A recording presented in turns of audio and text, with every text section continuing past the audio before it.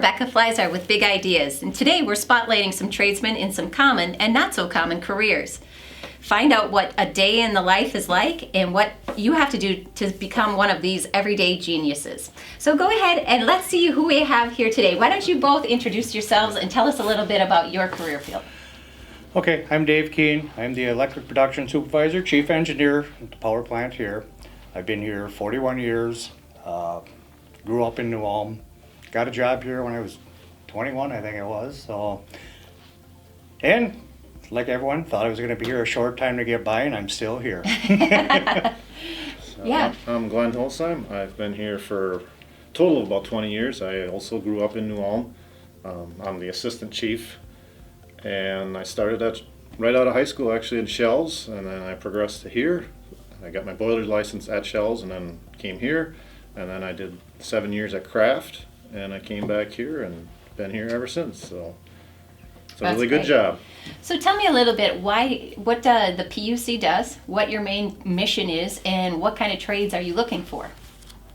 Well, as far as our mission right now, our biggest one is to provide steam to our customers. That's our number one goal. We do have generation going on, but that is mostly a byproduct because the price of electricity nowadays is usually cheaper than what we can generate it. So our biggest thing is to keep AMPI firm nature. They are two process customers, and our district energy for steam heat. We got the courthouse, Turner Hall, a bunch of the other buildings downtown. As far as heating, and I think the new apartments are using it for water heaters and everything yet. Okay, good. And so tell me a little bit about what kind of tradesmen you need in these careers, and how do you progress to what you are today? Well, right now, I guess we're in a little bit of a problem. We're short-staffed. We need a minimum of a second-class boiler operator to start here. We have posting out there waiting for answers. Ideally, like I said, when I started 40 years ago, I started with nothing. I came in, they had what they call a trainee position, which hopefully we can get going again. But I came in, I got my experience underneath another boiler operator. After 1 year, you can take a second-class license. I passed that, then I could start going from there. 2 years later than that, you can go to the first-class license. It's a step-up program. You can go all the way up to the Chief A, which I have now. I got that back in 1991. Oh, great. You can literally come out of high school and take a special. There's some books you can study. It's not a hard exam. It's like a 30-question exam, and you can take that special, and that's kind of your first step into this career Steam field. engineering. Steam engineering, yeah.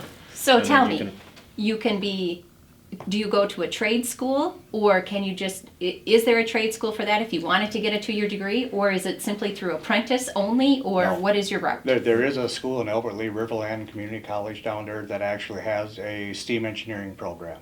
Okay. We talked to them. Their graduating class this year was 14, so there's not a lot of people going into it. Right. So the number of ethanol plants and utilities, and it's an aging workforce here, to try and keep it staffed is getting more difficult all the time. Great. So you see a lot of jobs available in the future. This isn't a Oh, career yeah. that sometimes in trades, as things become automated, we see the number of tradesmen needed going down, but this isn't the case for your career. No, not right now, it isn't. For the simple fact, like I said, we are a high-pressure plant here. It needs to be monitored 24/7, 365. And that's mandated by the state. So someone has to be here, or it's going to get shut down. So tell me about a day in the life. What would you do when you come into work, and is it a day shift only, or what is it that we're looking at? Right now, it would be a shift working job. Since you have to be staffed 24/7, we run 3 shifts. We run 8-hour shifts. A lot of places are doing 12. We haven't gotten to that yet. And I guess the guys here really aren't really that interested in it yet. Yeah. Might be forced to someday. But depending on the shift, you'll come in. On the one shift, you'll come in, you make rounds, monitor the equipment, make sure everything's running well, change charts, take readings, just make sure everything stays safe and everything in order.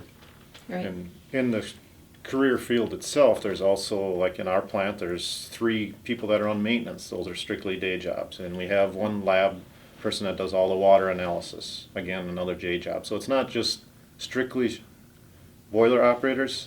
So there's also other little fields within that Right. field. Depending on So- what's open at the time. Yeah. Yeah.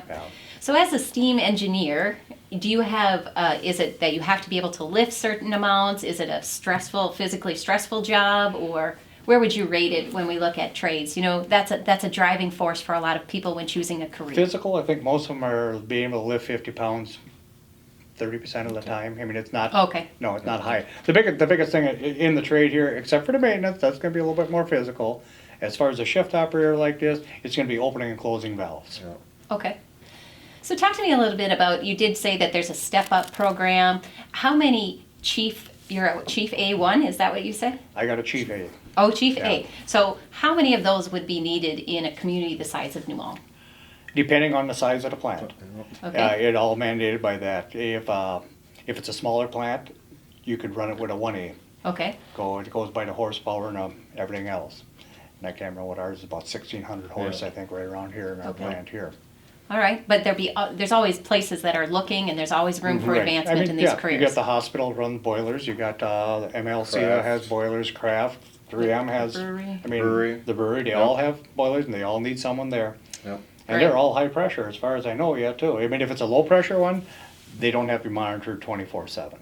Okay. But still an area of employment that you could look at. Correct, Yep. yes. So when we talk about that too, would you talk a little bit about if I came in and I took that test of the 30 questions and passed, what can I expect for a pay range? Right about there, I guess that's a really open right now. We really haven't had one yet. I know I have it on the books. I'm trying to get it in there. I'm gonna say for a specialist coming, you're probably looking at about $22 an hour. Okay.